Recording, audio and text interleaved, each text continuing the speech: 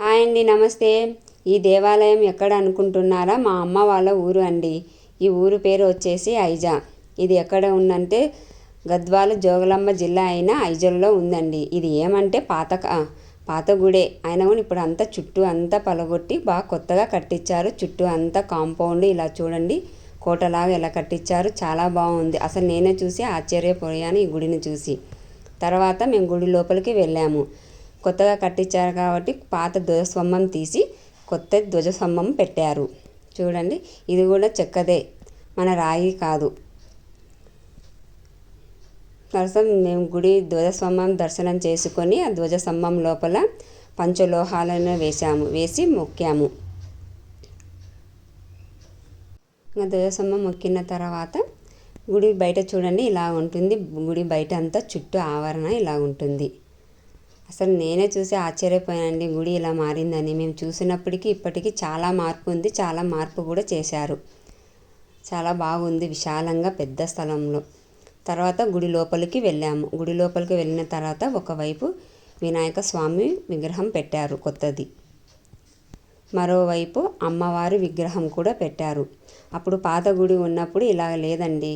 వినాయకుడు అమ్మవారి విగ్రహాలు చిన్నవి ఒకటే చోట పెట్టారు. తర్వాత మధ్యలో నంది, అప్పుడు చిన్న ఉండిందండి నంది, ఇప్పుడు బాగా పెద్దగా ఉంది. ఈ నంది చెవులో మనకు అనుకున్న కోరికలు చెప్పామంటే మన కోరిక నెరవేరుతుందని అందరి ఆ నమ్మకం అది. తర్వాత పక్కనే హోమం చేశారండి. హోమం చుట్టూ మేము అందరం ప్రదక్షిణాలు కూడా చేశాం. హోమం చుట్టూ ప్రదక్షిణం చేస్తే మన తప్పు దోషాలు ఏమున్నా తొలుగుతాయని ఈ హోమం చుట్టూ అందరూ ప్రదక్షిణం చేశాము.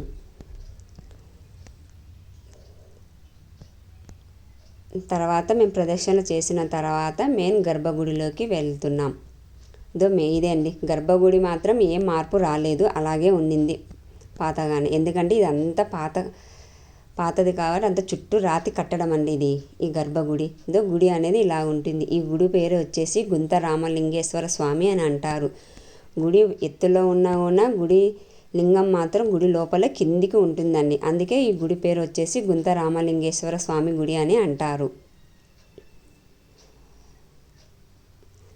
తర్వాత మేము కిందికి వచ్చి స్వామివారికి అభిషేకము అన్నీ చేసుకొని స్వామివారి అర్చన చేయించుకున్నామండి. అదే గుడి అంతా లోపల భాగం అంతా రాతి కట్టడము చూడండి. పైన శ్రీచక్రము, ఒక బల్లి ఆకారము అంతా కనిపిస్తుంది. అదే చాలా పాతకాలం గుడి అండి. ఇవి పురాతన కాల పుస్తకంలో ఈ గుడి గురించి చదివామంటే అంతా బయటకు పడుతుంది. మాకు తెలిసినంత వరకు నేను చెప్తున్నాను. ఇక్కడ ఏవో వజ్రాలు ఉన్నాయని కొంతమంది అనుమానం. గుడి కింది భాగం అంతా ఇక్కడ వజ్రాలు వైడ్యూర్యాలు ఉన్నాయని అందరికీ తెలుసు. ఏమంటే ఎవరిని అనేది లోపలికి అనుమతించరు. గుడి చుట్టూ అంతా ఇంతకుముందు అంతా చాలామంది తీశారు. చాలామందికి దొరికాయండి ఈ బంగారు వజ్రాలంతా. మా అమ్మ వాళ్ళు చెప్తున్నాను, నాకు తెలిసినది మీకు చెప్తున్నాను. తర్వాత స్వామివారు దర్శనం చేసుకున్న తర్వాత అయ్యవారు హారతి ఇచ్చారు. మేమంతా హారతి తీసుకున్నాము. హారతి తీసుకున్న తర్వాత బయటికి వచ్చాము. బయటికి వచ్చిన తర్వాత కొత్తగా రాఘవేంద్ర స్వామి విగ్రహం కూడా పెట్టారు. పాత గుడి ఉన్నప్పుడు ఈ విగ్రహం లేదండి. తర్వాత వెనకల వైపున వెంకటేశ్వర స్వామి విగ్రహం కూడా పెట్టారు. ఒకవైపు వెంకటేశ్వర స్వామి గుడి విగ్రహం పెట్టారు, ఇంకోవైపు సరస్వతీదేవి అమ్మవారు కూడా పెట్టారు. ఎందుకంటే ఇక్కడ సమీపంలో స్కూళ్ళు దగ్గరగా ఉన్నాయండి. ఎవరైనా వచ్చి అమ్మవారి కాడ సరస్వతి పూజ చేయించుకుంటారని అందుకే సరస్వతి విగ్రహం కూడా పెట్టారు. తర్వాత 10 అడుగుల ఈశ్వరు విగ్రహం కూడా పెట్టారండి.